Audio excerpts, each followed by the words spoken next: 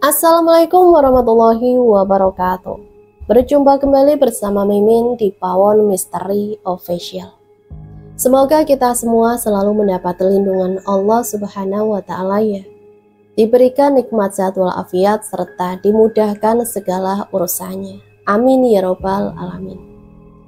Kesempatan kali ini Mimin akan membagikan satu cerita misteri. Cerita misteri kali ini tentang tumbal. Seperti apa ceritanya? Mari kita mulai.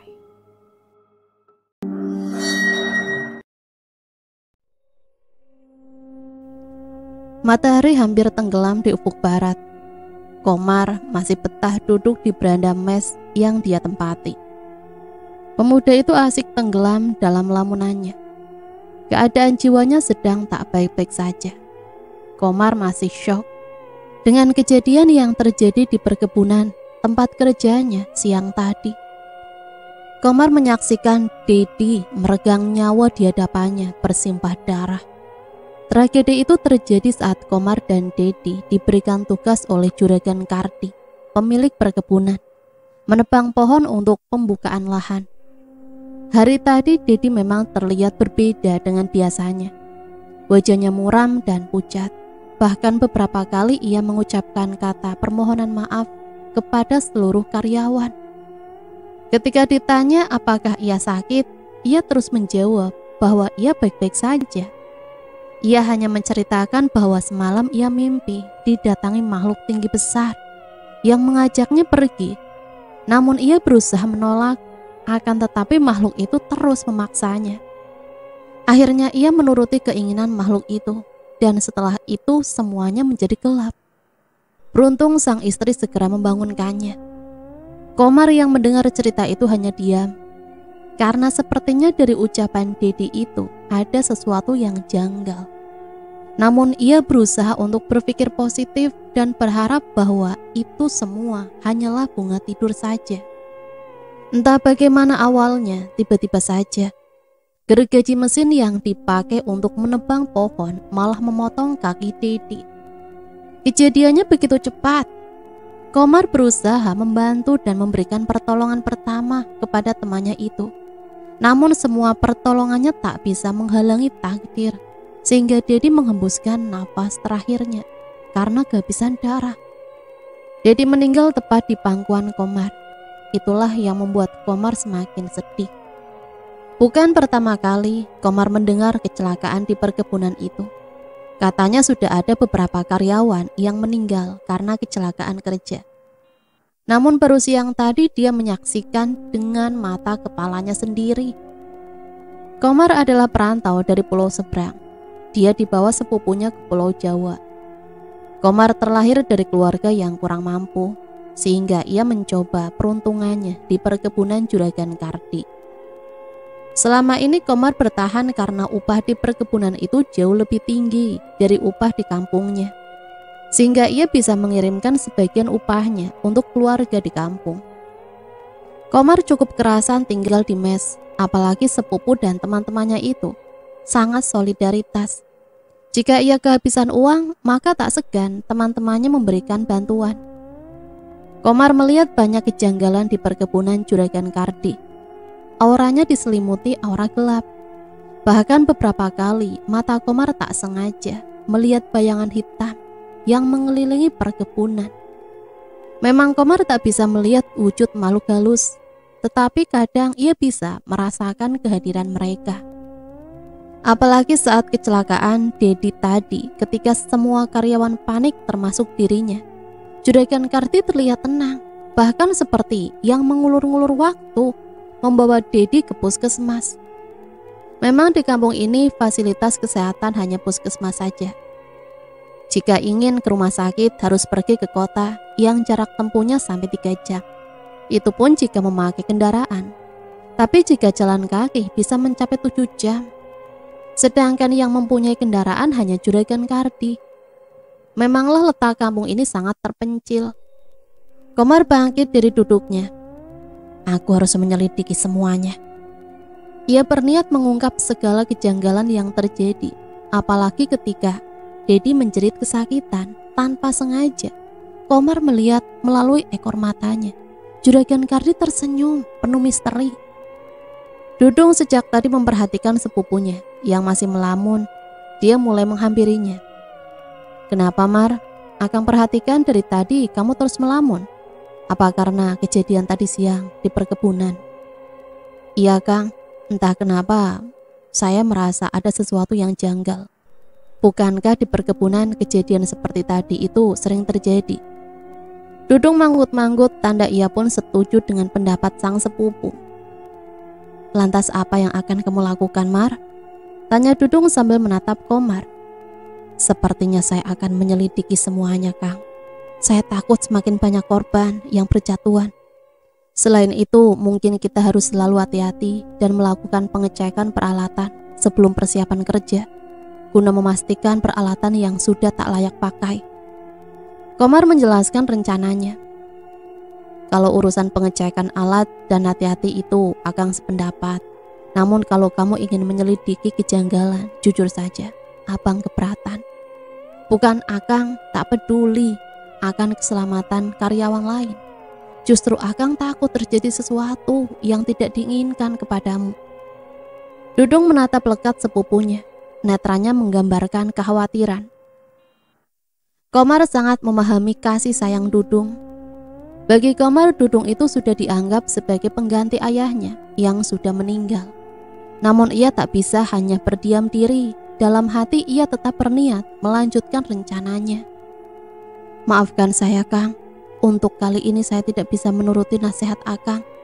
Saya akan tetap menyelidiki keanehan ini," batin Komar. Azan subuh terdengar merdu di desa Sindang Sari. Komar yang terbangun langsung ke kamar mandi untuk wudhu dan melaksanakan kewajiban sholat. Komar selain rajin bekerja, dia dikenal sebagai pemuda yang taat agama. Pagi-pagi sekali Komar sudah bersiap di perkebunan. Ini adalah hari pertama ia melancarkan misinya. Bukan ia sok pahlawan, namun ia tak mungkin terus membiarkan korban semakin banyak berjatuhan. Komar sedang mempersiapkan alasan untuk sepupunya agar tak curiga. Komar paham betul watak Dudung. Ia akan selalu melindunginya.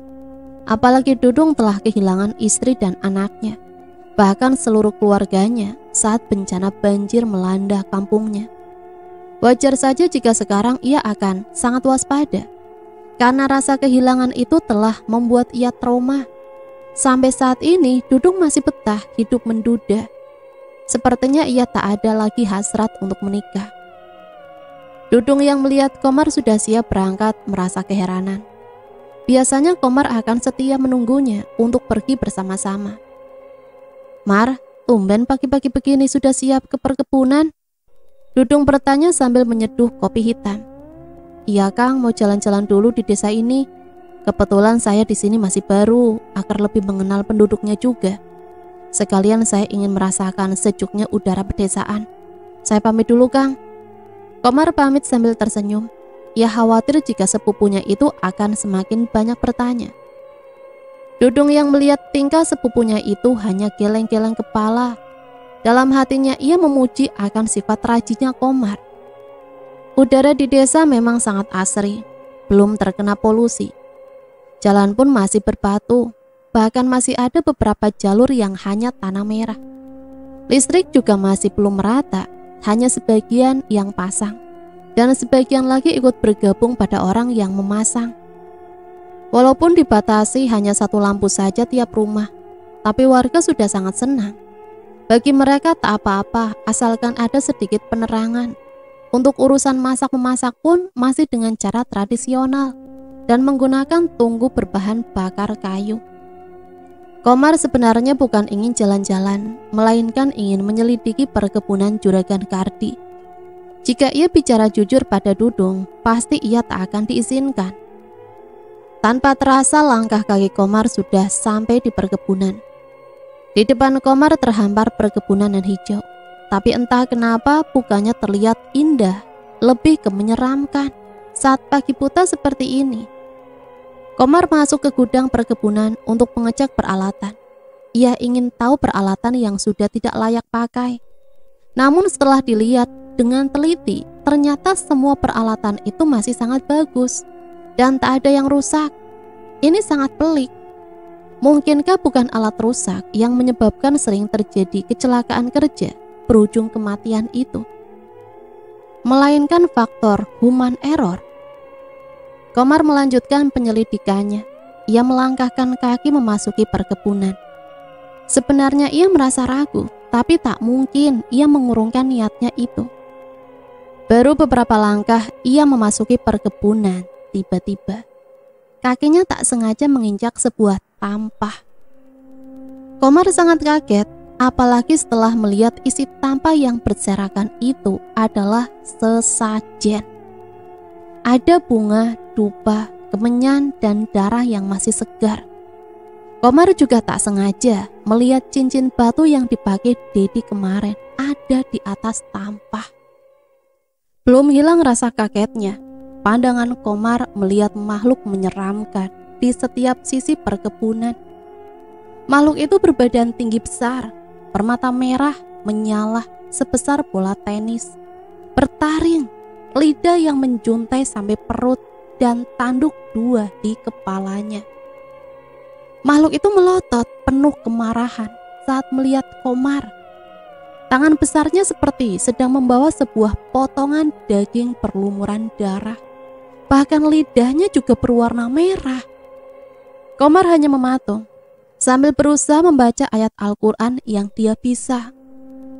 Tiba-tiba ranting pohon di atas kepala Komar patah, dan ranting itu tepat menancap kaki kanannya. Komar terperanjat, kakinya mengeluarkan darah yang cukup banyak.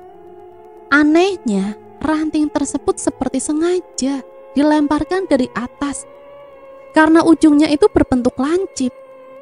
Komar memperhatikan ke atas pohon, namun ia tak menemukan siapapun. Komar terjatuh karena kakinya tak kuat lagi menumpu bobot tubuhnya. Berulang kali Komar mencoba untuk bangun, namun sia-sia.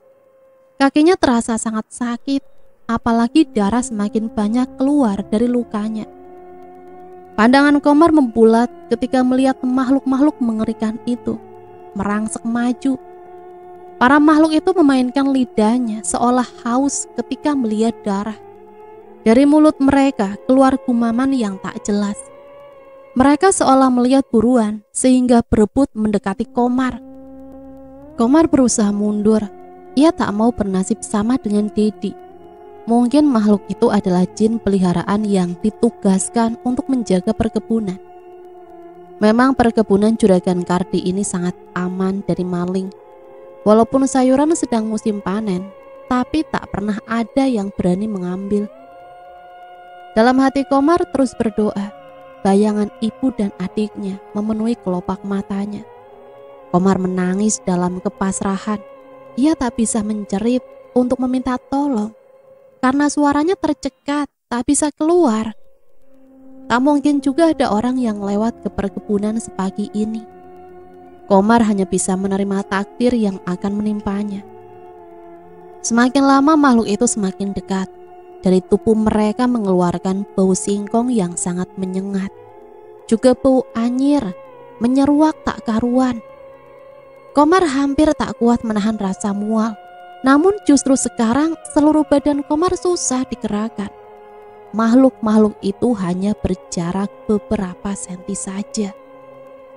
Tiba-tiba makhluk-makhluk menyeramkan tersebut berebut untuk menjilati darah dari kaki Komar. Sedangkan Komar bak patung, hanya matanya saja yang berkedip. Kepalanya sudah pusing dan seperti melihat ribuan bintang. Rasa sakit sudah menjalar ke seluruh tubuh. Komar hanya berusaha mempertahankan kesadarannya.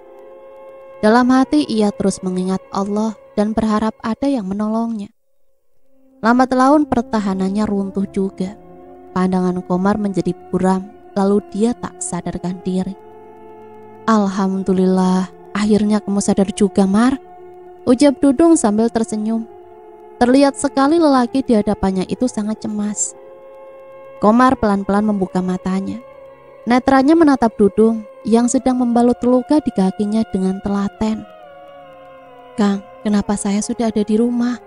Tadi perasaan saya berada di perkebunan. Tadi kalau kamu ketinggalan, Mar, Akang berniat menyusul kamu. Namun Akang malah menemukan kamu pingsan dan kaki kamu berdarah tertusuk ranting pohon. Hal yang membuat Akang bingung, kenapa ranting itu seperti yang sengaja dilempar. Siapa yang tega melakukannya, Mar? Bukan ada yang melempar, Kang, tapi memang ranting itu patah dan tepat mengenai kaki saya yang berada di bawahnya.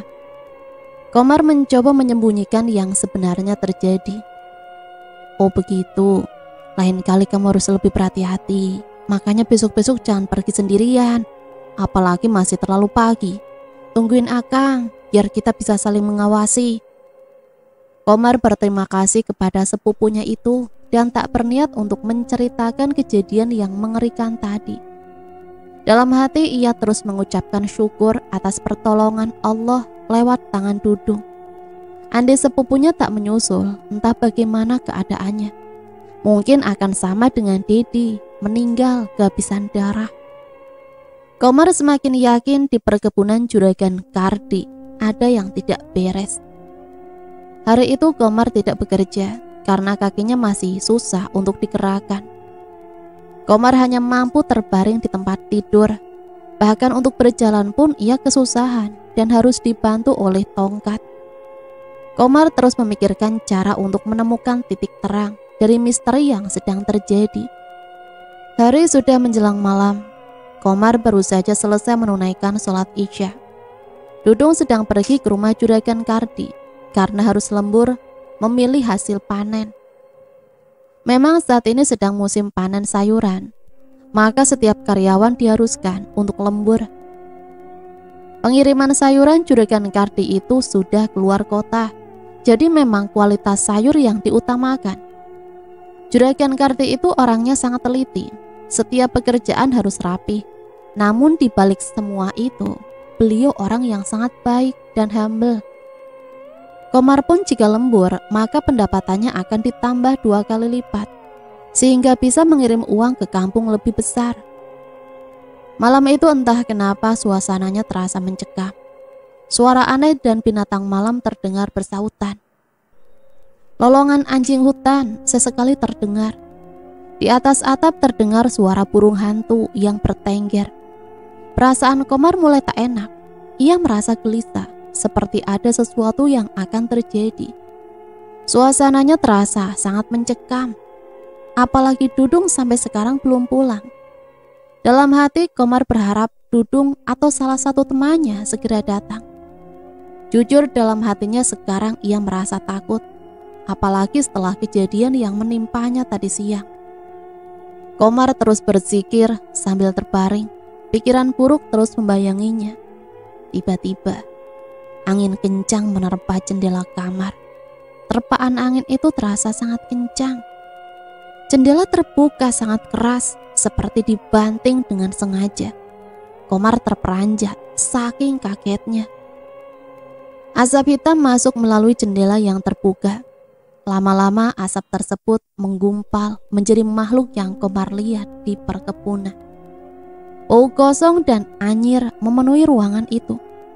Komar segera menutup hidung agar tak merasakan mual. Perbedaannya, makhluk itu lebih tinggi dan kepalanya mengenakan mahkota emas. Makhluk itu tertawa, memperlihatkan taringnya yang runcing dan tajam. Suaranya menggelegar, menggema ke seluruh kamar. Komar hanya mampu terdiam, menatap makhluk itu dengan keringat membasahi seluruh tubuhnya. Hai manusia, kamu adalah orang yang sangat lancang, telah menghancurkan makanan bangsa kami. Kamu terlalu berani ikut campur dengan urusan kami. Aku tak suka jika kamu terlalu ingin tahu tentang urusanku. Satu hal lagi, jika kamu ingin selamat, jangan pernah menyelidiki apapun. Lakukan saja pekerjaanmu dengan benar.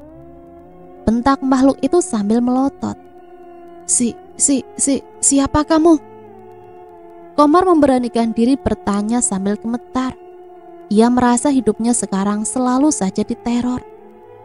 Kamu tak perlu tahu siapa aku. Itu bukan urusanmu. Aku geram dengan sikapmu yang bagai pahlawan kesiangan itu. Keselamatanmu ada di tanganmu sendiri.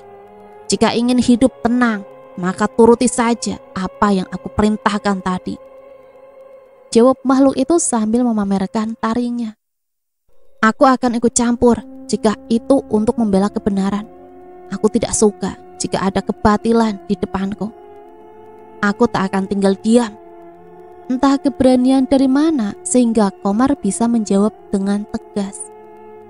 Makhluk itu terlihat sangat marah. Dia memandang Komar dengan mata yang merah menyala. Makhluk itu dengan cepat mendekati Komar yang terbaring. Tangan dengan kuku yang panjang itu mencengkram leher Komar dan mencekiknya. Komar berusaha melepaskan cekikan makhluk itu. Tenaganya hampir habis. Semakin berusaha lepas, justru cekikan itu semakin erat. Komar terus berdoa dalam hati, meminta pertolongan yang kuasa. Allahu Akbar. Akhirnya Komar dapat menyebut asma Allah dengan lantang. Makhluk itu menjerit kesakitan. Cekikannya seketika terlepas. Tangan makhluk itu mengeluarkan asap seperti terbakar. Tubuhnya perlahan kembali menjadi asap, kemudian menembus jendela dan menghilang di telan kegelapan malam. Komar tak henti-hentinya mengucapkan syukur karena lagi-lagi masih dilindungi. Ia mencoba bangkit dan berusaha menutup jendela kamarnya kembali. Sudut pandang Juragan Kardi. Aku adalah seorang juragan perkebunan. Rumahku juga yang paling mewah dari seluruh penduduk di desa ini. Berpuluh-puluh hektar tanah adalah milikku. Bisa dibilang aku ini orang yang paling kaya. Walaupun aku seorang kaya raya, aku adalah orang yang tidak sombong. Bahkan aku terkenal sangat dermawan. Semua warga desa, apalagi karyawanku sangat patuh dan hormat kepadaku.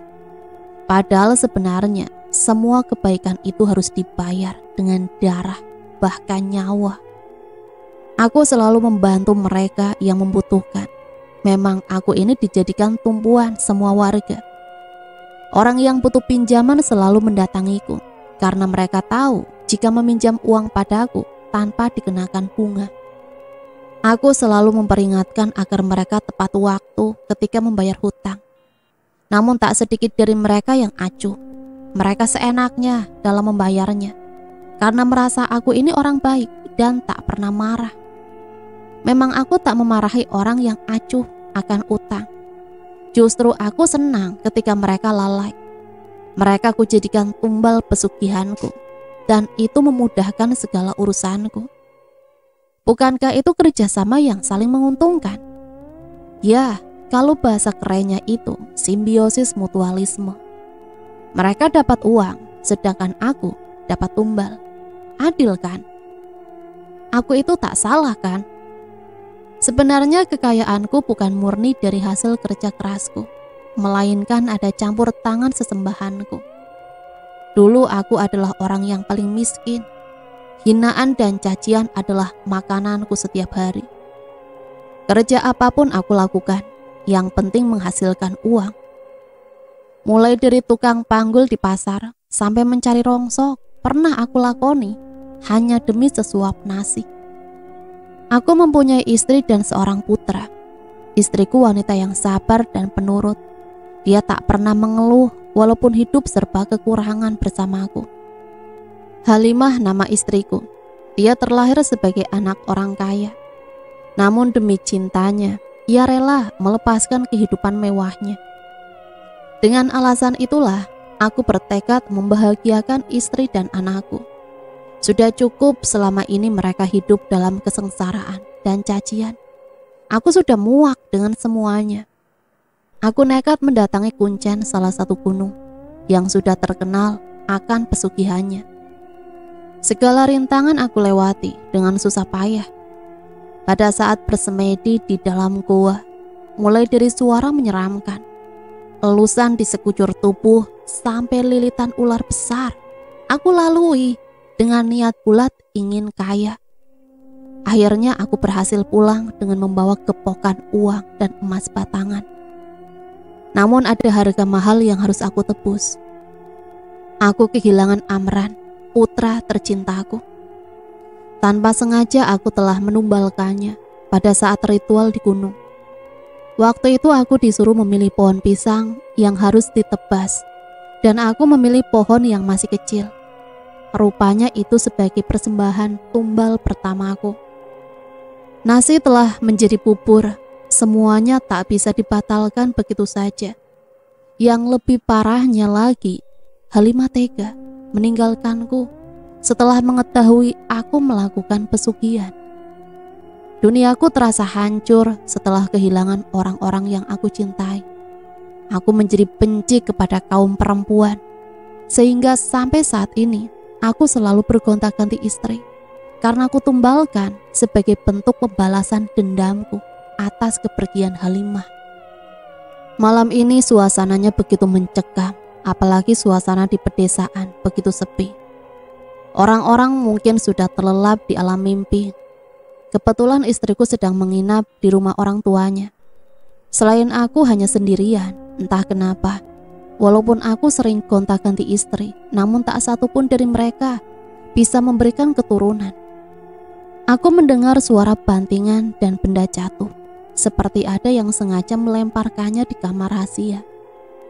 Aku bergegas melihat keadaan kamar, dan alangkah kagetnya setelah melihat keadaan kamar yang kacau balau. Sesajen berantakan dan darah Dedi yang aku tampung sudah meleleh kemana-mana. Belum hilang rasa kagetku, sesembahanku muncul dengan tiba-tiba. Tak seperti biasanya, Raja Siluman itu terlihat lebih menakutkan. Mata merahnya menyala, tanda dia sedang dalam keadaan sangat murka. Ampun Gusti Raja, ada apakah sehingga Paduka datang ke sini dengan kemarahan? Tanyaku sambil bersujud. Dengar budaku, ada manusia yang ingin ikut campur urusan kita.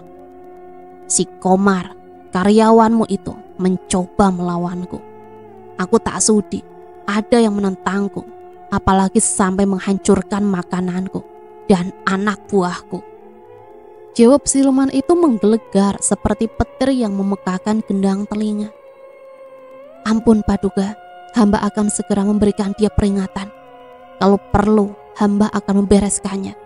Bagi hamba, melenyapkan satu orang itu sangatlah mudah. Jawabku sambil ketakutan. Baru kali ini aku melihat sesembahanku marah besar. Baiklah, aku pegang janjimu Kardi. Kalau sampai kamu gagal, maka nyawamu sebagai gantinya. Ancam siluman itu sambil menghentakkan kakinya ke lantai, kemudian menghilang. Aku sampai terjungkal karena hentakan kaki raja itu sangat kencang. Bahkan rumah ini seperti terkena gempa berkekuatan besar. Awas kau Komar, kau adalah tumbalku berikutnya. Itulah ganjaran untuk orang yang selalu ingin tahu urusan orang lain. Aku akui kamu adalah karyawan teladan, tapi jika menyangkut kemajuan hidupku, aku tak akan segan-segan untuk menghabisimu seperti yang lainnya. Aku mengepalkan tangan sambil tersenyum sinis. Aku tak akan membiarkan seorang cecunguk itu menghancurkan masa depan yang sudah aku bangun dengan susah payah. Banyak air mata dan pengorbanan untuk bisa sampai di titik ini. Hari esok adalah penentuan nasibku. Entah aku atau Komar yang akan mati. Namun bisa kupastikan bahwa akulah yang akan menjadi pemenangnya. Hari ini cuacanya sangat cerah. Juragan Kardi sedang berkeliling mengontrol perkebunan. Hasil panennya tahun ini sangat melimpah. Keuntungan yang didapat 2 kali lipat dari panen tahun-tahun sebelumnya. Tentu saja itu ada campur tangan siluman yang dipujanya. Biasanya Kardi hanya menumbalkan 1 orang setiap tahunnya. Tapi tahun ini dia menumbalkan 2 orang sekaligus. Kebetulan para tumbalnya itu sangat susah membayar hutang, sehingga menjadi sasaran empuk. Kardi juga melakukan itu supaya mendapatkan harta lebih melimpah. Dan iya, memang benar, semuanya sesuai keinginannya. Uang ratusan juta dan emas batangan masuk ke brankasnya. Sebenarnya niat Kardi bukan hanya mengontrol kebunnya, dia juga ingin bertemu dengan Komar untuk memberi pelajaran Kalau masih bisa ditegur baik-baik, mungkin ia tak akan jadi membunuhnya. Sayangnya Komar tidak masuk kerja seminggu ini. Kakinya mengalami cedera yang cukup parah. Tiba-tiba ide jahat terlintas di benak Kardi. Jika Komar menjerit tumbalnya, pasti hartanya tambah banyak. Begitulah sifat manusia serakah, selalu merasa kurang. Sebenarnya tidak mudah untuk menumbalkan orang, hanya mereka yang berurusan dengan juragan Kardi, atau mereka yang menerima uang tumbal dan uang pinjaman yang tak dibayar. Niat awal hanya ingin memberi peringatan, berubah menjadi ingin melenyapkan. Bagi Kardi, nyawa seseorang itu tidak berharga, lebih baik ditukar dengan uang. Zaman sekarang uang itu bisa membeli semuanya. Itulah yang ada dalam pikiran Kardi. Kardi memanggil Dudung ke ruang kerjanya. Ada sesuatu yang ingin dibicarakan. Tak lama orang yang dipanggilnya datang. Sebenarnya ia ingin melancarkan akal bulusnya. Dudung mengetuk pintu. Dalam hatinya jujur saja ia merasa khawatir. Karena tak biasanya juraganya itu sampai memanggil ke ruangannya. Silakan masuk. Kardi mempersilahkan Dudung dengan ramah. Ia memperlihatkan wajah yang bersahabat. Ada apa juragan memanggil saya? Tanya Dudung heran karena merasa tak berbuat kesalahan dalam pekerjaannya. Begini Dung, saya sudah dengar kabar kecelakaan sepupumu itu. Walaupun bukan karena pekerjaan, tapi saya akan memberikan uang untuk pengobatannya supaya cepat sembuh. Jawab Kardi sambil memberikan amplop coklat yang cukup tebal. Terima kasih juragan, saya pasti memberikannya kepada Komar. Saya tahu juragan orang yang sangat baik. Saya permisi untuk kerja lagi, ucap Dudung dan bergegas keluar dari ruang kerja juraganya. Entah kenapa Dudung selalu tidak nyaman dengan ruangan itu, seperti banyak mata yang memperhatikannya. Bulu kuduknya pun selalu berdiri. Jangankan sampai masuk, bila hanya lewat pun auranya terasa sangat aneh. Kardi merasa di atas angin karena rencananya berjalan mulus, tinggal menunggu hasilnya. Kardi tertawa sambil berjalan bolak-balik. Ia merasa salah satu pengganggunya akan musnah. Kamu pasti mati Komar, jangan main-main denganku. Aku pastikan malam ini kamu akan dibawa Kanjeng Raja, dan aku akan menikmati kekayaan yang lebih banyak lagi. Kardi berucap jumawah. Sementara itu Dudung yang mendengar sumpah serapah juragan Kardi gemetar ketakutan. Sewaktu dia keluar dan ingin melanjutkan pekerjaannya, Dudung kebelet. Terpaksa dia menggunakan toilet sebelah ruang kerja juragan itu. Setelah selesai, Dudung tak sengaja mendengar sesumbar juraganya. Tubuhnya gemetar, antara rasa takut dan marah bercampur menjadi satu. Selama ini memang banyak kejadian kecelakaan di perkebunan. Tapi Dudung tak menyangka jika semua itu adalah ulah juragan Kardi yang memuja setan. Aku akan menolongmu, Mar. Aku tak rela jika kamu jadi tumbal orang serakah.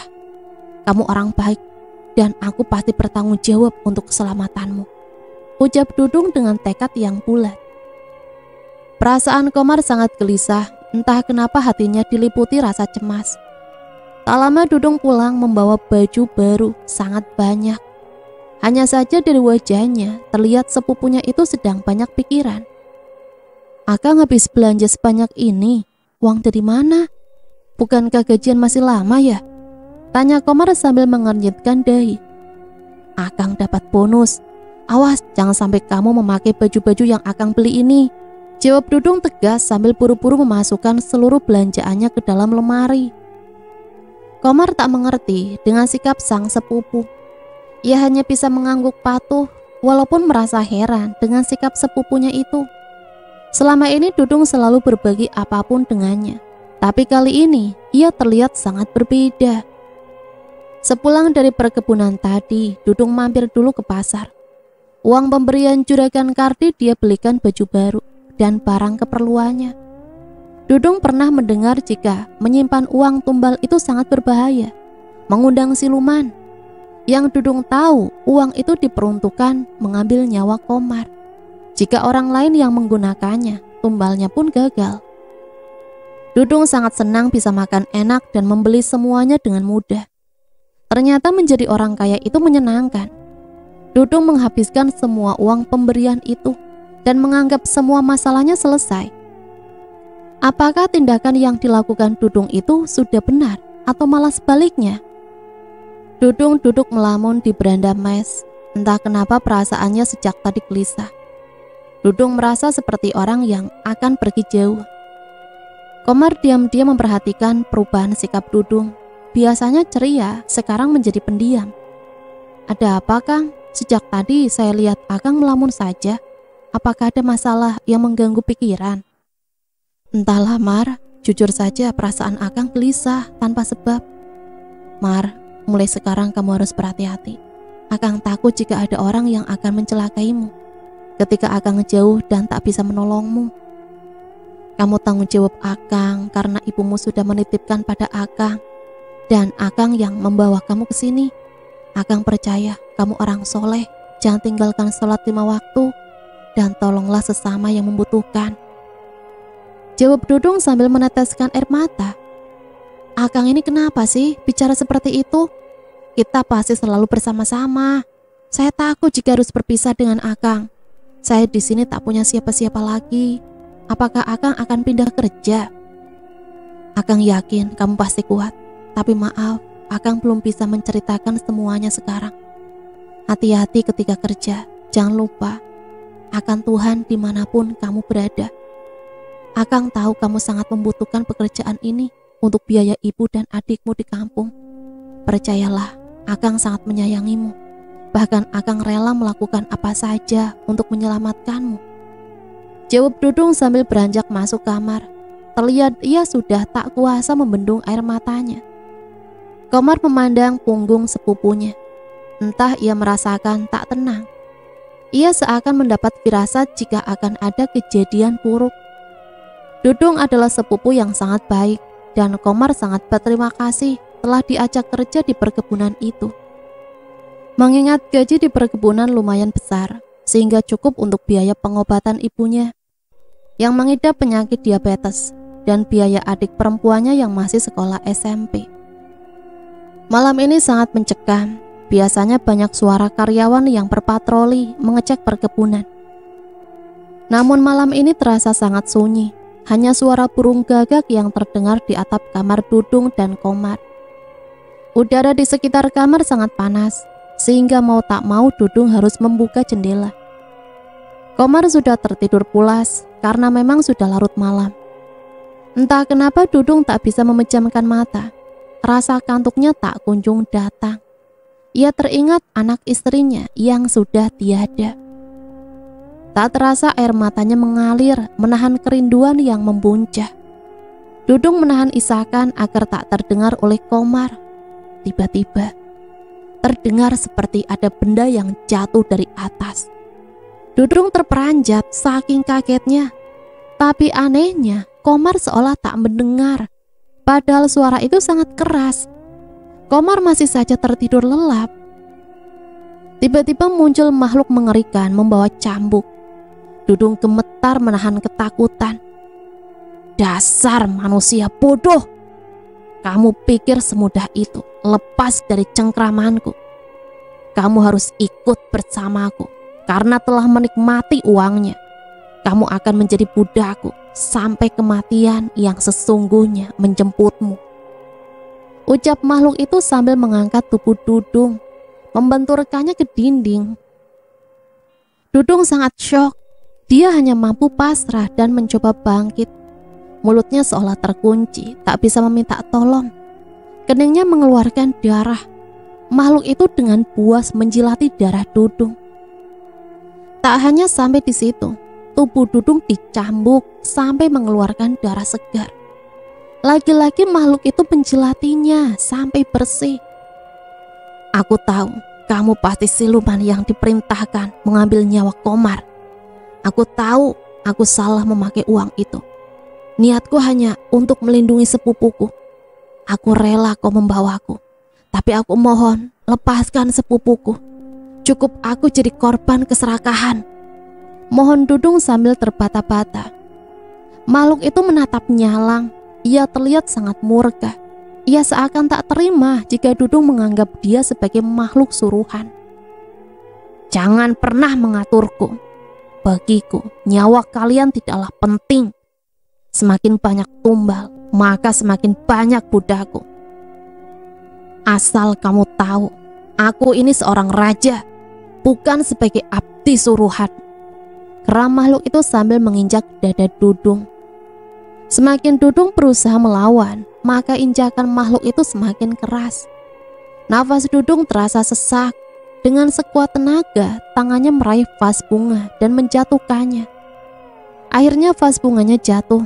Komar terbangun karena mendengar benda jatuh. Mata Komar membelalak ketika melihat Dudung terkapar di lantai. Komar loncat untuk menolong Dudung. Ia berusaha menyadarkan sepupunya itu. Mar, pergi dari sini. Cepat pulang, berhenti dari perkebunan. Ada bahaya besar mengintaimu. Tolong aku jika kamu sanggup.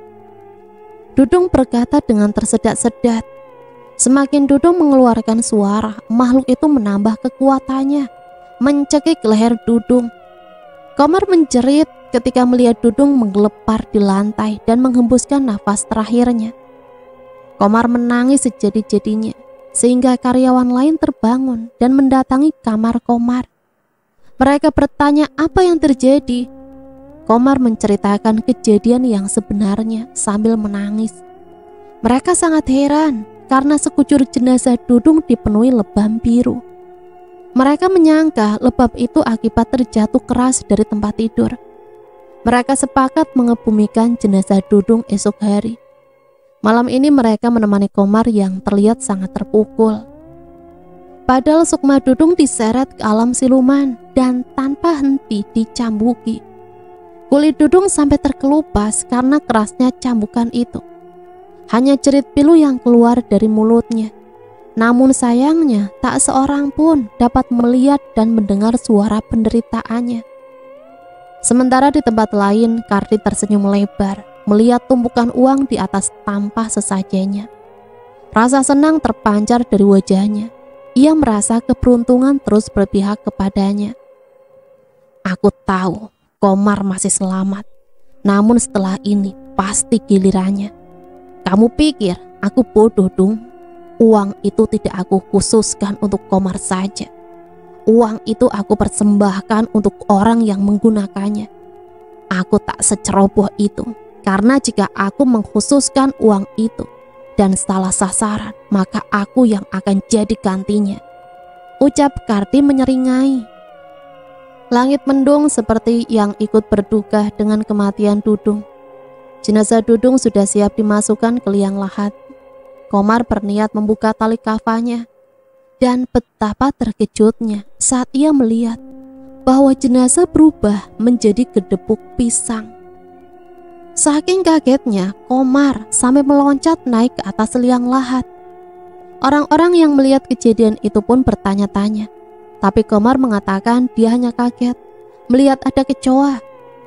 Bukan tidak mau jujur, tapi Komar takut jika orang lain tidak mempercayai ucapannya. Komar semakin yakin ada yang tidak beres dengan kematian sepupunya itu. Mungkinkah Dudung menjadi tumbal perkebunan? Apa karyawan lain akan percaya jika ia mengatakan kejadian aneh yang telah menimpanya? Komar takut jika malah sebaliknya dia yang dituduh menyebarkan fitnah.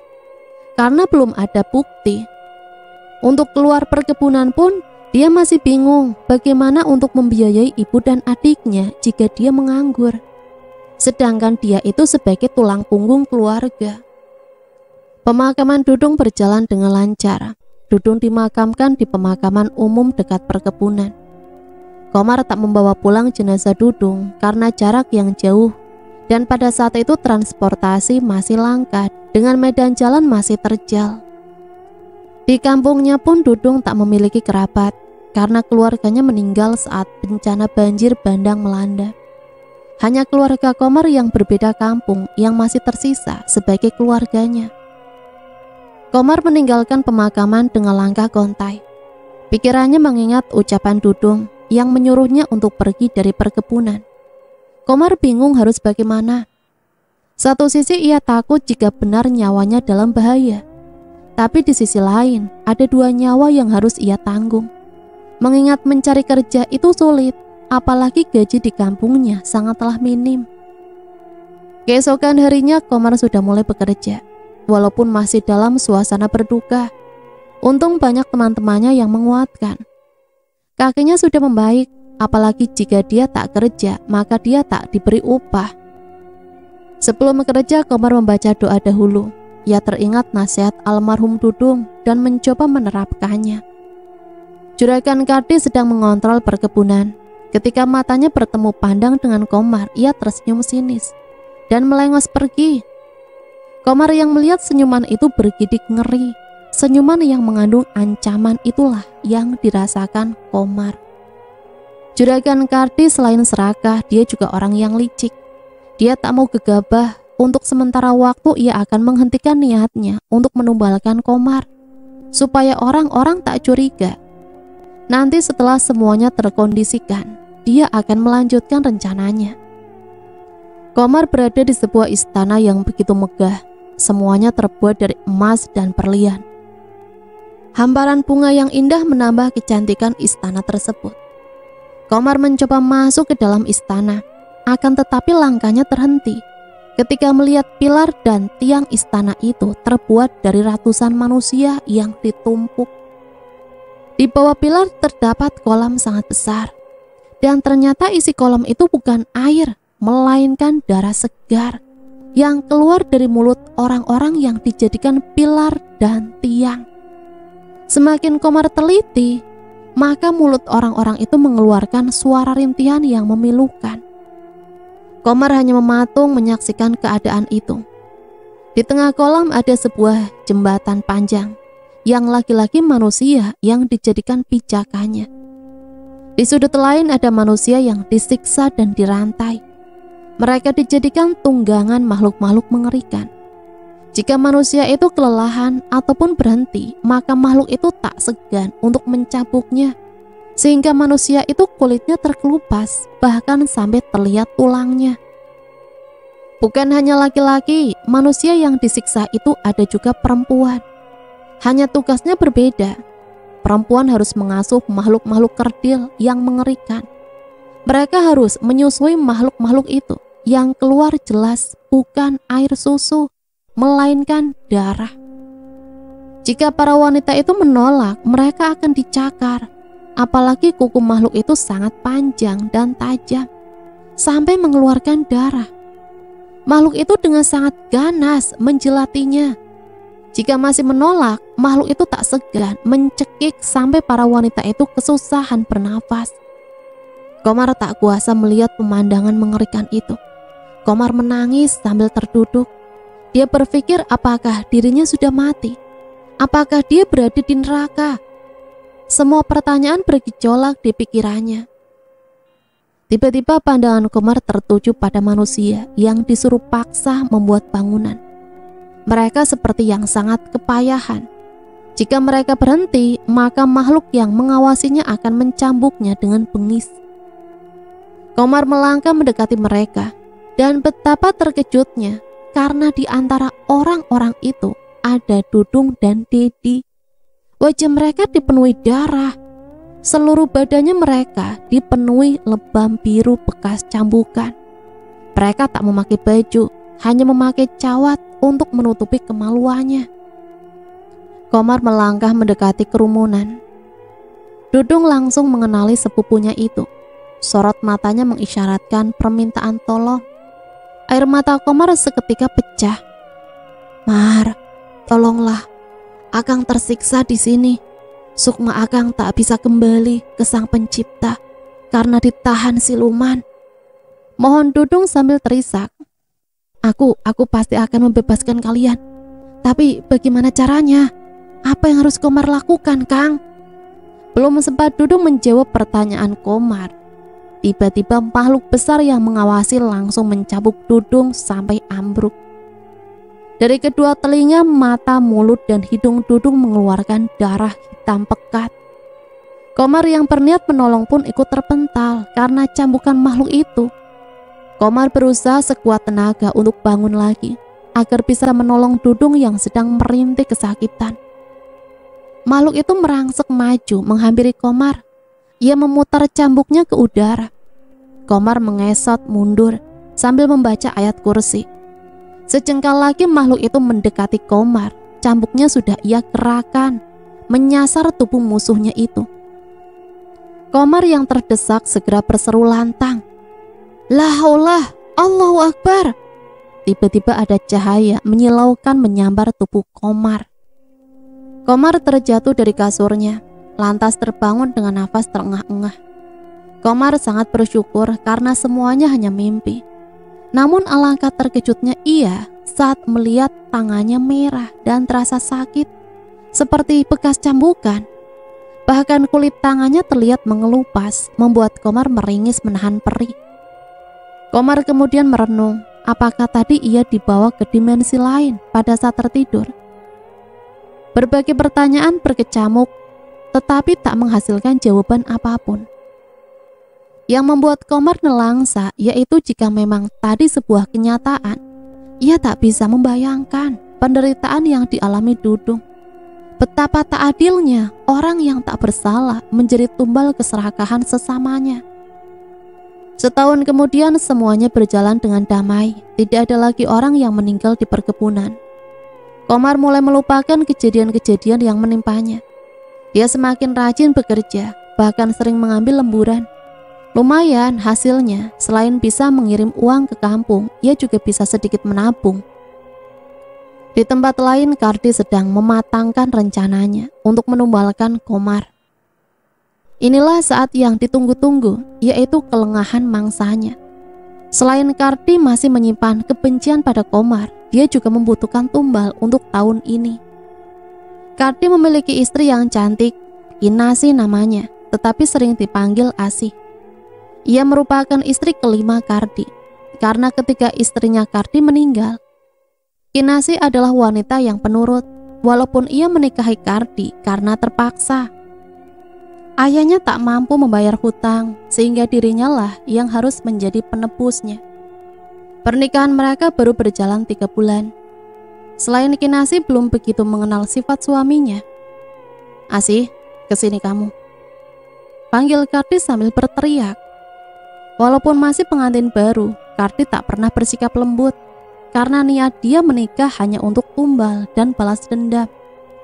Hati kecilnya tak bisa berbohong jika ia masih begitu mencintai Halimah, istri pertamanya. "Iya Kang, ada apa?"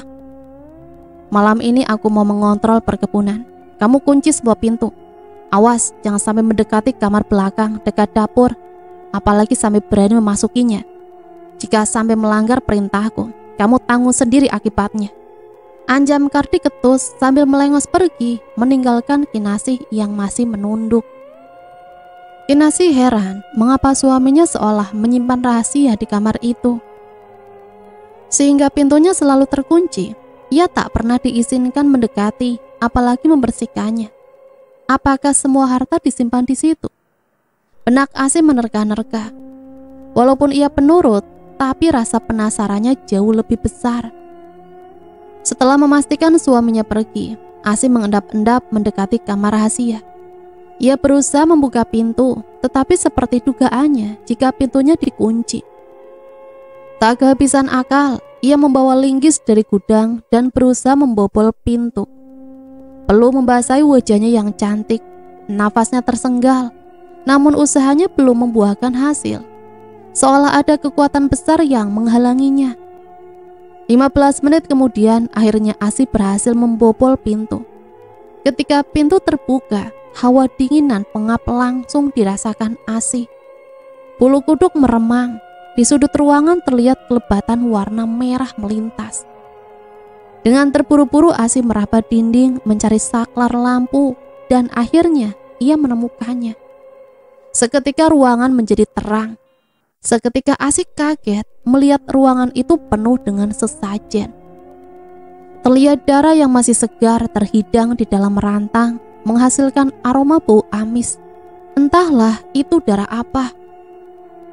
Asih menutup hidungnya, menahan mual, Dia harus menyelidiki semuanya sebelum suaminya pulang. Asih mendekati lemari di dekat jendela. Ada sebuah buku tersimpan di dalamnya. Ternyata isi dari buku tersebut adalah mantra pemanggil siluman dan tata cara menumbalkan manusia. Asih membuka lembaran berikutnya dan terlihat nama-nama orang yang telah ditumbalkan. Ketika nama istri Kardi tertulis di sana, Asih bergidik ngeri. Ternyata suaminya pemuja setan. Mungkin tumbal berikutnya adalah dirinya. Asih terjingkat ketika sebuah kepala menggelinding mengenai kakinya. Ia berusaha membaca surat pendek yang dia hafal. Ruangan itu seketika bergetar, membuat tubuh Asih limbung. Setelah beberapa detik semuanya kembali normal. Ketika Asih ingin melihat kepala tadi, tetapi sudah menghilang. Asih berusaha bangkit. Ia harus secepatnya pergi dari rumah ini. Nyawanya terancam. Pantas saja suaminya bergelimang harta. Ternyata semuanya tidak mudah. Sudah ada 20 orang yang ditumbalkan berdasarkan catatan nama di dalam buku itu. Pantas saja selama ia tinggal di rumah ini, dia dilarang sembahyang. Bahkan mengucap asma Allah pun sangat tidak diperbolehkan. Ternyata ini alasannya. Baru beberapa langkah Asih keluar kamar, terdengar derap kaki menghampirinya. Asih segera bersembunyi di belakang lemari di seberang kamar rahasia. Ternyata Kardi kembali lagi ke rumah karena ada yang tertinggal. Kardi berteriak memanggil Asih, tetapi tak ada sautan. Dia mencari ke seluruh ruangan depan, tetapi tidak ada. Setelah berlari, Kardi menghampiri kamar rahasia. Pikirannya tak tenang. Dan benar saja, pintu kamar sudah terbuka dan ada linggis di bawahnya. Emosi Kardi seketika memuncak. Tangannya sigap mengambil linggis. Dia memasuki kamar sambil memainkan linggisnya. Di dalam kamar, Kardi tak menemukan istrinya. Di semua sisi tetap tak ada. Keluar kau Asih. Dimanapun kamu sembunyi, aku pasti menemukanmu. Tadinya aku mau berbaik hati, menghabisimu tahun depan. Tapi karena kelancanganmu, nyawamu sekarang sebagai gantinya. Asih menggigil ketakutan. Bibirnya saling menggigit menahan isak tangis. Air matanya mengalir deras. Ketakutan menguasainya. Dirinya hanya bisa pasrah. Kaca lemari berserakan, pecah. Rupanya Kardi melampiaskan kemarahannya. Ada beberapa serpian kaca mengenai kaki Asih yang bersembunyi. Darah keluar dari sela-sela kakinya. Asih dengan sigap membungkus kaki dengan kerudung yang dipakainya. Kardi tersenyum jahat. Telinganya yang tajam mendengar pergerakan di belakang lemari. Dia pun menghampirinya dan menemukan Asih yang sedang membungkus kakinya. Rupanya kau di sini, perempuan tak tahu diri. Kematianmu sudah di ujung mata. Bukan hanya kamu, tetapi keluargamu akan kuhabisi. Tangan Kardi mengarahkan linggis ke kepala Asih, tetapi Asih dengan sekuat tenaga mendorong tubuh Kardi, sehingga Kardi terjatuh dan linggisnya mengenai keramik, menyebabkan keramiknya itu menjadi bolong. Bisa dibayangkan jika linggis tadi sampai berhasil mengenai kepala, pasti kepalanya yang akan bolong. Asih bergidik ngeri. Asih dengan kaki pincang berusaha berlari. Di pikirannya saat ini hanya ingin selamat dan keluar dari rumah ini. Asih berusaha membuka pintu depan tetapi terkunci. Asih merogoh saku bajunya dan beruntung kunci itu masih ada. Ketika Asih berusaha membuka pintu, kuncinya malah terjatuh karena tangan Asih gemetar. Kardi tak tinggal diam, dia mengikuti Asih. Melihat mangsanya lengah, Kardi melempar linggis menyasar tubuh Asih. Untung Asih masih bisa menghindar, sehingga linggis mengenai tembok sampai retak. Kardi berusaha mendekati Asih. Tangannya menggenggam pisau lipat yang selalu dia bawa di saku celananya. Tinggal beberapa jengkal lagi dan akhirnya Asih berhasil membuka pintu. Dia keluar sambil berlari menjauhi rumah Kardi. Kardi hanya bisa mengepalkan tangannya. Dia tak berani mengejar Asih karena resikonya terlalu besar. Jika Asih sampai meminta tolong karena dia mengejar, semuanya pasti akan terbongkar. Jangan sampai kamu membuka mulut jika tak ingin kamu sekeluarga mati, teriak Kardi mengancam Asih yang sedang lari menyeret kakinya. Setelah kejadian yang dialaminya, Kinasih beserta keluarganya pindah ke kota. Bukan ia tak mau memberitahukan kepada warga tentang pesugihan Kardi, namun ia sadar itu bukan hal yang mudah. Mengingat Kardi orang yang sangat licik, pasti semua bukti akan dia hilangkan, sedangkan Asih tak punya bukti banyak. Jangankan membawa bukti, membawa bajunya pun ia tak sempat. Beruntung sang ayah percaya akan ucapannya, sehingga rumah yang di kampung dia jual. Ia akan memulai hidup baru menyusul kerabatnya yang ada di kota. Kardi merasa di atas angin karena Asih tak membeberkan kelakuannya kepada warga. Bahkan kini orang yang telah mengetahui perbuatannya itu sudah pindah. Malam semakin larut, perasaan Komar semakin tak karuan. Malam ini terasa sangat angker. Teman-temannya sudah pulang. Komar membereskan pekerjaannya dengan tergesa-gesa. Dari kejauhan terdengar suara kuda yang meringkik. Semakin lama suaranya semakin mendekat. Komar semakin menajamkan pendengarannya. Sekarang terlihat dengan jelas di hadapan Komar sudah ada kereta kuda yang entah dari mana datangnya. Bentuk kereta itu sangat megah, ditarik dengan 2 kuda jantan yang tinggi besar. Sekeliling kereta itu ditaburi emas berkilauan. Tetesan permata menghiasi atapnya. Kemudian dari dalam kereta turunlah wanita yang sangat cantik, memakai kain seperti zaman kerajaan, kulitnya putih dengan rambut terurai dan mahkota emas di atas kepalanya. Dengan anggun wanita itu menghampiri Komar. Pinggulnya yang berisi sengaja dilenggak-lenggokkan, mengundang birahi siapa saja yang melihatnya. Begitulah siasat setan untuk menjerumuskan manusia. Segala tipu daya dan kenikmatan sesaat selalu dihiasi keindahan semu. Komar yang melihat semua itu hanya bisa mematung. Bagaimanapun dia adalah lelaki normal. Melihat kecantikan wanita yang baru ia lihat membuatnya terpesona. Matanya tak berkedip walau sebentar. Ayo Kang, ikut aku, kita akan bahagia bersama. Aku akan memberikan apapun untuk Akang. Rayu wanita itu lembut sambil menarik tangan Komar. Komar seketika tersadar, dia menepis tangan wanita itu dengan kasar. Siapa kau? Aku akan dibawa kemana? Tiba-tiba wanita itu berubah menjadi makhluk mengerikan. Rambutnya menjuntai, menyapu tanah. Lidah menjulur dengan air liur menetes. Matanya besar sebesar bola tenis. Hidung sebesar tomat, kupingnya runcing, gigi tajam bertaring, dan payudara yang menggelayuti hingga perut. Komar yang menyaksikan itu gemetar. Tangannya mencoba menutup muka, berharap semuanya hanya mimpi. Tapi setelah membuka mata, makhluk itu tetap ada. Makhluk itu menyeret tubuh Komar dengan cepat, memasukkannya ke dalam kereta. Kabut hitam menutupi kereta, kemudian menghilang bersama dengan kabut yang menipis. Pagi-pagi sekali karyawan perkebunan digegerkan dengan penemuan mayat Komar.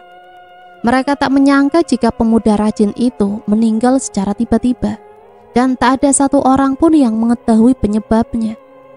Mayat Komar ditemukan oleh salah satu karyawan yang mau memeriksa hasil sortiran buah. Ia menemukan mayat Komar di dekat tumpukan keranjang. Semua karyawan merasa kehilangan karena Komar orang yang sangat baik dan ramah. Tak terkecuali Kardi pun memperlihatkan empatinya. Ia berpura-pura sedih dan menanggung semua biaya pemakaman sampai beres. Pemakaman dilaksanakan hari itu juga. Komar dikuburkan bersebelahan dengan makam Dudung. Selain transportasi jarang, tidak ada yang tahu persis letak kampung halaman Komar, sehingga terpaksa dikuburkan di pemakaman umum dekat perkebunan. Komar membuka matanya secara perlahan. Betapa terkejutnya ia ketika berada di tempat yang asing. Kemudian dia bangun dan memperhatikan semuanya dengan seksama. Ya, sukma Komar dibawa ke alam siluman. Sudut pandang Kardi. Akhir-akhir ini kesehatanku menurun. aku sering sakit pada bagian dada. Uangku sudah banyak terbuang pergi ke dokter di kota. Namun hanya saat meminum obat aku sembuh. Setelah obat habis, maka penyakitku kambuh lagi. Membuatku bosan dan aku berpikir hanya menghabiskan uangku saja. Begitu juga dengan hasil perkebunan, banyak buah-buahan yang membusuk. Aku mengalami kerugian yang sangat besar, padahal aku sudah memberikan si Komar sebagai tumbalku tahun ini. Sore ini aku ingin menenangkan hatiku di teras rumah. Aku memandang langit sore yang indah, dengan ditemani secangkir kopi. Setelah ditinggalkan Kinasih, aku belum mencari penggantinya. Mungkin sebentar lagi, karena aku butuh tumbal untuk tahun depan. Aku perlu ingat bahwa malam ini tepat malam Jumat Kliwon. Aku harus segera menyiapkan sesajen di kamar khususku.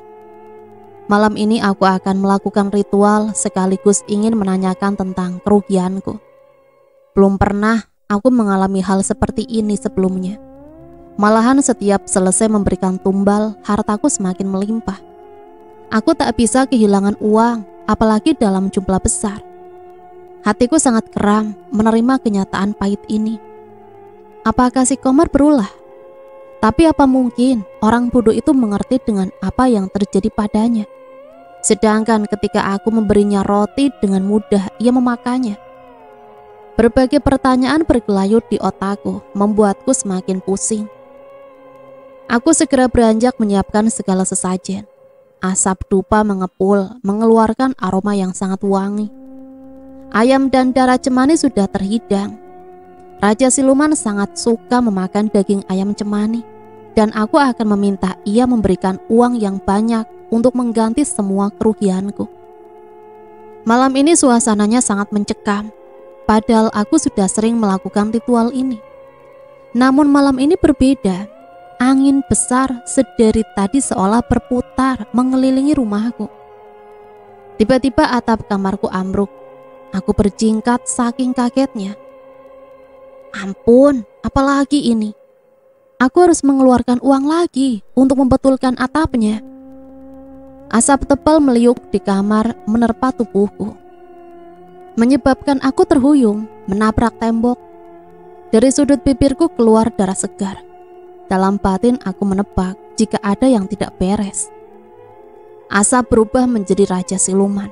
Matanya menatapku nyalang. Gigi runcingnya gemeretak menandakan dia sedang marah. Tangannya membawa cambuk yang sangat panjang. Aku segera bersujud di kakinya. Aku merasakan takut yang luar biasa. Raja terlihat seperti ingin memangsaku. Ampun Kanjeng, apakah salah hamba sehingga Kanjeng terlihat murka?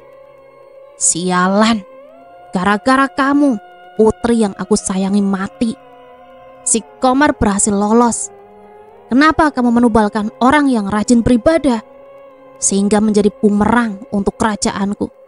Sekarang kamu harus ikut ke alamku untuk menebus semua kesalahanmu, ucap raja berteriak. Suaranya seperti petir. Barang di kamar khusus semuanya berantakan. Aku semakin ketakutan. Rupanya benar semua kecurigaanku. Aku harus bisa lolos untuk saat ini. Aku belum siap meninggalkan semua kemewahan ini. Cerita Komar di alam siluman kita skip saja ya. Intinya di sana Komar tahu kalau dia ditumbalkan oleh juragan Kardi. Dia di sana memberontak. Dengan keimanannya dia berani melawan Raja Iblis. Dan dengan doa-doanya memporak-porandakan istana. Hingga putri dari Raja Iblis itu mati. Raja perlahan mendekatiku. Hentakan kakinya membuat rumahku bergoyang. Aku mencoba meraih gagang pintu untuk berpegangan. Cambuk mengenai tubuhku dengan keras. Rasanya sangat menyakitkan.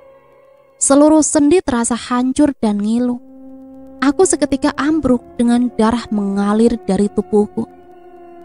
Raja mendekatiku, lidahnya menjulur menjilati semua darah di tubuhku dengan rakus. Aku merasakan mual yang luar biasa. Hampir saja aku muntah. Mulut raja bau bangkai, busuk.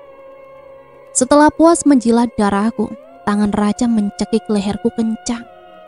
Aku merasakan nafasku sangat sesak. Apakah sekarang aku akan mati? Tidak, aku harus memutar otak supaya bisa bebas. Ampun Paduka. Bukankah Paduka sendiri yang memberikan restu pada hamba untuk menumbalkan Komar? Aku berusaha berbicara walau tersedat. Raja mengendurkan cekikannya pada leherku. Sepertinya ia tengah berpikir. Lalu ia melepaskan cekikannya, membuat tubuhku ambruk. Leherku terasa sangat sakit, bahkan untuk menengok kanan kiri pun aku tak bisa. Kamu benar, Kardi. Ini tak sepenuhnya salah kamu. Baiklah, mungkin untuk saat ini aku masih memberimu kesempatan. Namun sebagai gantinya, kamu harus memberikan 10 tumbal setiap bulannya untuk menggantikan para tumbalku yang lepas karena ulah si Komar. Ingat, jangan orang yang dekat dengan Tuhan. Apakah kamu sanggup? Aku menghela nafas sedikit lega. Yang paling penting saat ini adalah bisa lepas. Baik Raja, hamba siap memberikannya. Seketika Raja berubah menjadi asap, kemudian menghilang, meninggalkan bau gosong. Aku terpatuk-patuk merasakan perih di leher. Aku termenung, memikirkan permintaan Raja tadi. Ide bagus terlintas di benakku. Aku tersenyum. 10 orang itu gampang. Karyawanku ada 100 orang. Jika hilang 10, maka aku akan cari karyawan baru. Sinar matahari menerpa wajah Komar. Seketika Komar terbangun karena cahaya matahari menyilaukan matanya. Seketika Komar merasa kaget. Ternyata ia tertidur di sebuah batu besar di kaki gunung. Komar duduk dan mengingat apa yang telah terjadi. Apakah ini semua mimpi? Komar mencubit tangannya dan ia meringis karena sakit. Komar segera bersujud. Ia mengucapkan beribu syukur karena Allah telah menyelamatkannya. Ia menangis haru bahwa masih diberi kesempatan hidup untuk beribadah dan berkumpul dengan keluarganya di kampung. Dalam hati Komar sangat berterima kasih pada putri siluman. Berkat perantaranya ia bisa selamat. Ternyata jurang itu merupakan gerbang antara alam manusia dan alam siluman. Jujur di hati kecilnya terselip rasa sedih. Karena ketulusan cinta putri, karena membantu dirinya lepas dari istana itu, putri kehilangan nyawanya. Komar hanya bisa mendoakan semoga putri ditempatkan di sisinya. Bukankah jin juga merupakan ciptaannya? Semoga karena kebaikannya bisa menempatkan putri di tempat yang indah. Sebenarnya Komar masih belum kuat untuk berjalan. Badannya sangat letih. Rasa lapar dan haus menderanya.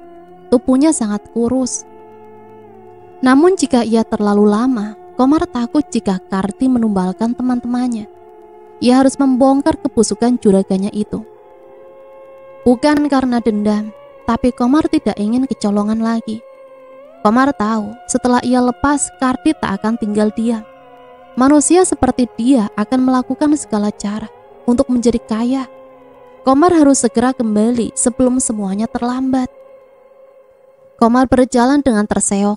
Beberapa kali ia terjatuh karena tanaman hutan yang menghalanginya. Keringat membasahi tubuhnya, rasa haus dan lapar sedang menyiksanya. Beruntung tak lama Komar menemukan sebuah sungai yang airnya sangat jernih. Komar segera minum, kerongkongannya sangat segar. Komar memindai sekeliling. Di sisi sungai terdapat pohon pisang. Sepertinya Allah memberikan kemudahan, karena ada pisang yang sudah matang. Komar memakannya dengan lahap. Lumayan bisa mengganjal perut dan memulihkan tenaganya. Komar beristirahat sebentar, kemudian melanjutkan perjalanannya. Komar sedang berburu waktu, entah ia atau Kardi yang akan bergerak lebih cepat. Kardi sudah mempersiapkan segala sesajen. Nanti malam ia akan melancarkan rencananya. Ia tak mau jika dirinya harus menjadi tumbal secepat ini. Lebih baik mengorbankan 10 orang karyawannya. Lagian nyawa mereka tak lebih dari lembaran uang yang bisa dinominalkan. Begitulah pemikiran Kardi. Memang Kardi selalu memberikan santunan kepada keluarga tumbal dengan nominal yang cukup besar. Namun apakah semua itu sepadan dengan anak yang kehilangan ayahnya?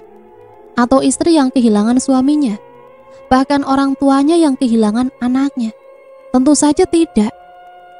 Maka dari itu pesugihan merupakan dosa besar. Selain dari menyekutukan Tuhan, pelakunya adalah pembunuh berdarah dingin. Komar berusaha berjalan walaupun dengan terseok-seok.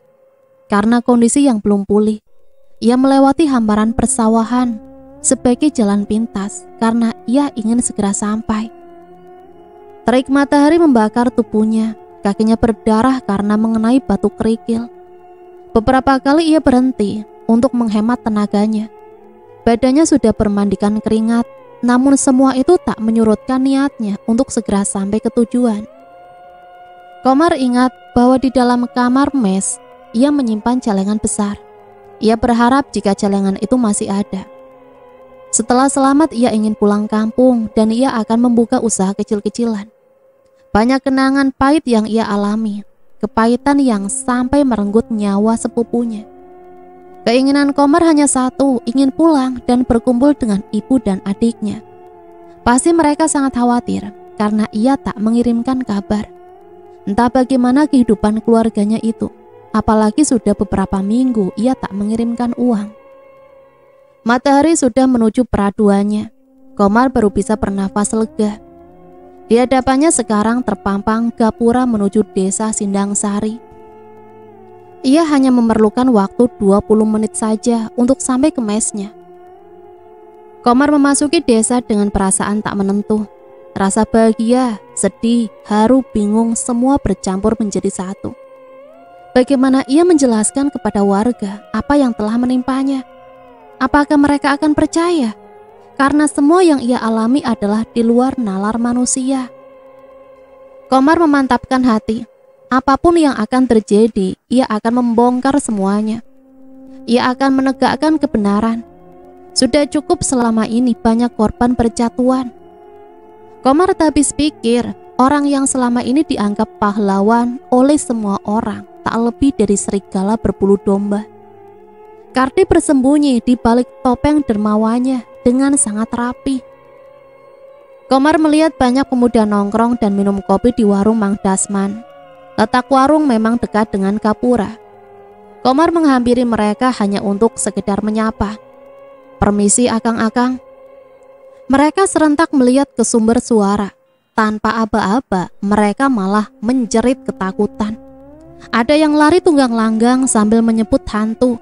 Ada yang lari sambil terkencing-kencing. Sedangkan Mang Dasman, sang pemilik warung, pingsan di hadapan Komar. Komar bengong melihat semua itu. Ia berusaha menyadarkan Mang Dasman. Akhirnya setelah beberapa menit kemudian Mang Dasman mulai siuman. Namun begitu ia melihat Komar, Mang Dasman kembali jatuh pingsan dengan mulut menganga. Komar tak habis pikir. Ia melanjutkan perjalanannya. Semua orang yang ditemuinya di jalan selalu berlari dan berteriak. Komar tak mengerti dengan semuanya. Komar hampir sampai di area mes. Ia harus melewati pos ronda yang biasanya selalu ramai oleh karyawan perkebunan dan warga. Benar saja, banyak pemuda yang sedang bermain kartu dan ada sebagian sedang mengobrol.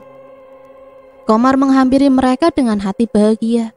Akhirnya ia bisa bertemu dengan teman-temannya lagi. Baru beberapa langkah, suara jerit ketakutan kembali terdengar. Ternyata beberapa orang menyadari kedatangannya.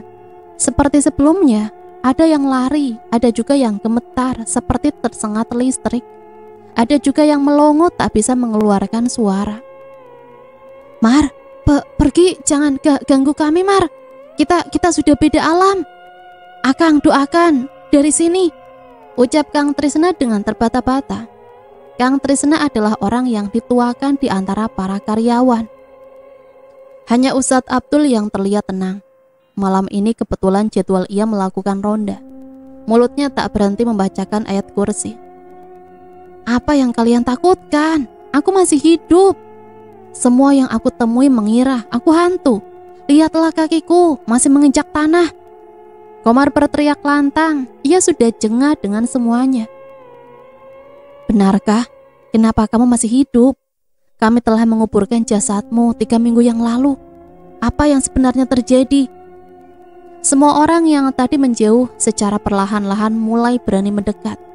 Tak sedikit dari mereka menangis haru, akhirnya bisa bertemu lagi dengan pemuda baik itu. Semua orang tak sabar ingin mendengarkan cerita Komar. Komar menceritakan semua yang terjadi, mulai ia memakan roti sampai ia berada di alam siluman. Ia menceritakan secara rinci.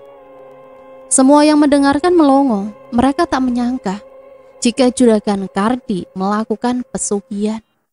Namun mereka belum bisa percaya sepenuhnya. Mereka ingin melihat kebenarannya. Tak sedikit dari mereka berdecak kagum melihat keajaiban yang Allah tunjukkan. Sebagian lagi bergidik ngeri dan merinding. Bagaimana jika kita membongkar makam Komar? Beberapa dari warga mengajukan usulan. Semua orang setuju termasuk Komar. Ia ingin tahu apa yang sebenarnya dikuburkan. Mereka berjalan semangat. Gelapnya malam tak menyurutkan niat mereka. Rasa penasaran jauh lebih mendominasi daripada rasa takut. Tak berapa lama akhirnya mereka sampai di pemakaman umum. Untung beberapa warga sigap membawa senter dan cangkul. Komar mengamati nisan yang bertuliskan namanya. Setelah cukup lama Komar mendekati makam Dudung. Ia bersimpuh kemudian menangis, mengingat ia gagal menyelamatkan nyawa sepupunya itu. Beberapa orang berusaha menenangkannya, sedangkan sebagian lagi berusaha menggali makam. Makam berhasil digali, satu persatu kayu diangkat. Di bawah sana terlihat kain putih yang sudah kotor. Warga mencoba menaikkan benda berbentuk pocongan tersebut. Alangkah terkejutnya mereka. Setelah membuka kain kafan, itu ternyata isinya adalah gedebuk pisang. Ya, mereka semua beristighfar. Ternyata yang mereka kuburkan hanya gedebuk pisang. Begitulah tipu muslihat setan. Tak semua yang ia lihat secara lahiriah adalah kebenarannya. Kadang kita harus bisa melihat sesuatu dengan mata batin. Komar termenung menyaksikan semuanya. Ia sekarang sadar waktu melihat jenazah Dudung berubah. Ternyata itu benar. Warga tak berhenti sampai di situ. Mereka menggali makam Dudung. Setidaknya jika Dudung meninggal secara wajar, mereka akan menemukan tulang belulang. Setelah makam digali, ternyata isinya sama, gedebuk pisang yang sudah membusuk. Lalu dikemanakan jasad mereka, Ustadz? Komar akhirnya bertanya. Ustadz Abdul memejamkan matanya. Tangannya bersedekap, cukup lama mereka menunggu jawaban. Jasad mereka disembunyikan di alam siluman. Sayangnya setelah 40 hari jasad itu akan hancur. Sedangkan sukma mereka dibelenggu dan diperbudak. Beruntung Allah menyelamatkan kamu, karena kamu belum 40 hari di alam siluman. Jawab Ustadz Abdul sambil mengusap wajah dengan gusar. Setelah kedatangan Komar ke dunia, seolah mengungkap tabir yang selama ini tersembunyi. Warga tersulut emosi, sudah jelas Juragan Kardi melakukan pesugihan. Apalagi keluarga yang ditinggal mati oleh saudaranya secara tak wajar. Semua orang menyiratkan kebencian dan dendam. Komar dan Ustadz Abdul mencoba meredam emosi warga, namun amarah mereka begitu besar. Mereka pulang untuk mengambil senjata tajam. Kemudian mereka kompak mendatangi rumah Juragan Kardi dengan membawa dendam. Hati Kardi sedang berbunga. Ia membayangkan jika dari satu orang saja uang yang didapatkan begitu banyak, apalagi dari 10 orang. Ia berdendang seolah tanpa beban. Ia berniat untuk mencari istri baru. Ia ingin memiliki 4 istri sekaligus agar tak susah untuk tumbal selanjutnya. Tanpa ia sadari, nyawanya sedang terancam. Warga sedang mengamuk. Kardi memasuki kamar khususnya. Ia merapalkan mantra pemanggil setan. Ia juga meletakkan nasi kotak di atas asap kemenyan. Seperti biasa, asap hitam muncul dan menjadi makhluk sesembahan Kardi. Ampun Paduka, hamba sudah mempersiapkan semuanya. Hamba sudah menandai orang yang akan jadi tumbal. Kardi, sebaiknya kamu sekarang pergi dari sini. Komar sudah kembali, bahkan dia sudah membongkar semuanya kepada warga. Sekarang warga menuju ke sini untuk menghabisimu. Ampun Paduka, bagaimana kalau mereka berhasil menangkap hamba? Ia sangat ketakutan. Bagaimana jika ia dibunuh? Ia tak rela meninggalkan harta bendanya.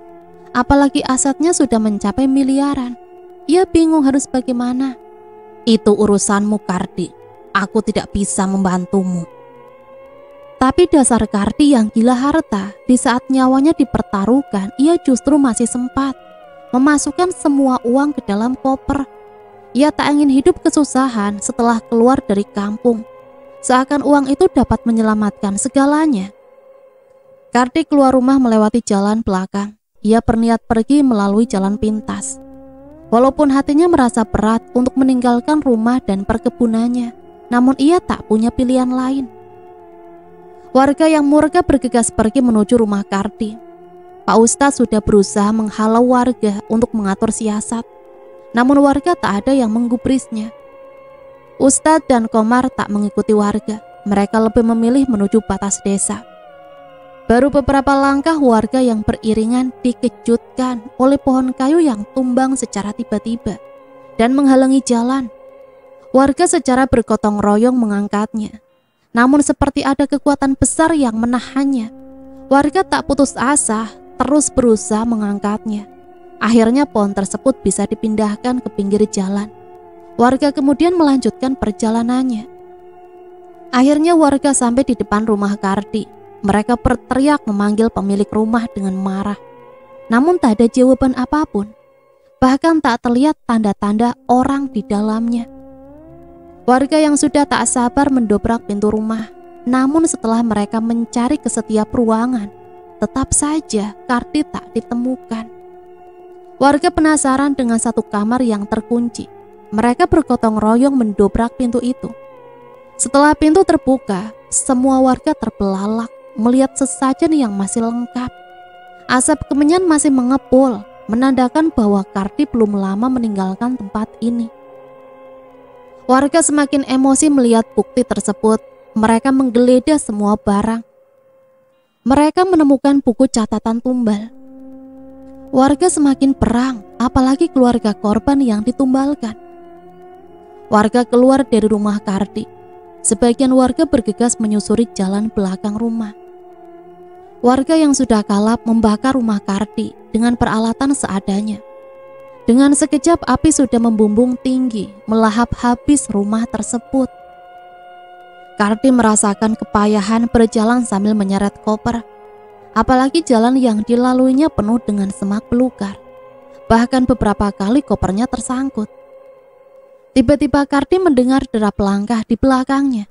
Ternyata sebagian warga berhasil menyusulnya. Kardi yang panik segera menyeret kopernya dengan tergesa-gesa. Ada salah satu warga yang melihat Kardi dari kejauhan. Mereka berlari memanggil Kardi sambil mengacungkan golok. Kardi semakin mempercepat langkahnya, namun semakin lama warga hampir berhasil mendekatinya. Beberapa kali Kardi terjerembab, menyebabkan seluruh pakaiannya kotor. Bahkan celananya sobek sana-sini terkena tanaman berduri. Warga melemparkan ketapel dan sebagian mengenai tubuh Kardi. Seluruh tubuh Kardi memar terkena tanaman berduri. Sebagian lagi terkena ketapel warga. Nafas Kardi terengah-engah. Ia merasa menjadi buronan. Dalam hatinya ia bersumpah, jika ia selamat, ia akan membalas dendam kepada warga yang sudah berani memperlakukannya seperti sekarang. Kardi memutar otak. Jika harus berlari, pasti warga bisa mengejarnya. Ia segera bersembunyi di balik pohon besar. Warga celingukan. Mereka yakin bahwa orang yang tadi mereka lihat adalah Kardi. Namun kenapa langkahnya begitu cepat dan menghilang begitu saja? Mereka mencoba mencari di sekitar tempat itu, namun hasilnya nihil.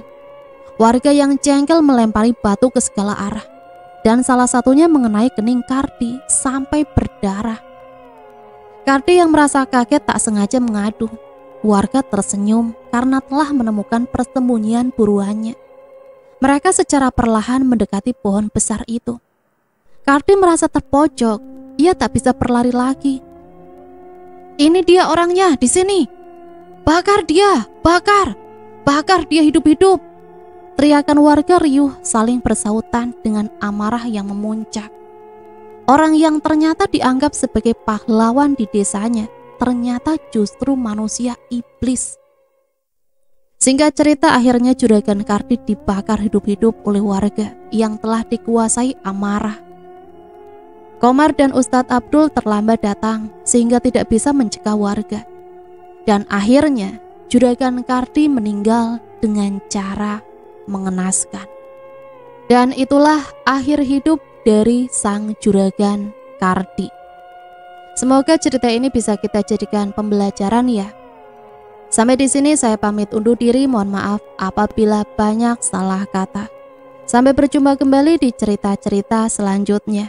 Matur suwun, wassalamualaikum warahmatullahi wabarakatuh.